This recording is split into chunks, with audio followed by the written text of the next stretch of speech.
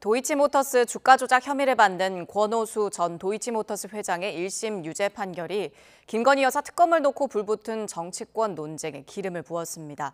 국민의힘과 더불어민주당이 판결을 저마다 유리하게 해석하며 충돌하는 가운데 캐스팅 보트를 쥔 정의당은 특검 추진에는 신중한 모습입니다. 조성호 기자입니다. 국민의힘은 도이치모터스 주가 조작 사건 1심 판결로 김건희 여사 결백이 입증됐다고 보고 있습니다.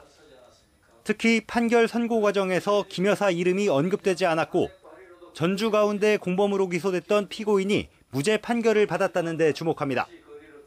민주당이 전주라고 주장하는 김 여사에 대해서는 검찰이든 특검이든 수사 필요성이 사라졌다는 겁니다. 투자 전문가라는 사람에게 계좌를 맡겼지만 주가 조작 등에 대해서는 알지 못했고 개입한 일도 없다는 것이 진실로 밝혀진 것입니다. 하지만 같은 판결을 놓고 민주당은 오히려 김 여사 혐의가 뚜렷해졌고 이른바 김건희 특검을 위한 조건도 갖추게 됐다는 입장입니다. 재판에서 김 여사가 단순한 전주가 아니라는 정황이 나타나 무죄를 받은 전주와는 다르다는 주장입니다.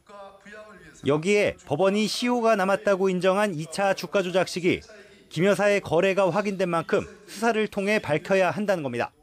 법원이 유죄로 판단한, 포괄일죄로 판단한 부분에 김건희 여사의 거래가 꽤 있다는 얘기입니다. 모두 다 유죄 판단을 받은 주가 조작 기간 내의 행위입니다. 특검법안을 신속 처리 안건으로 지정해서 여당이 위원장인 법제사법위원회를 우회하려는 게 민주당 구상입니다. 하지만 재적의원 5분의 3, 180표 이상 확보해야 하는데 169명 소속 의원들의 민주당 성향 무소속 의원들을 합쳐도 모자랍니다.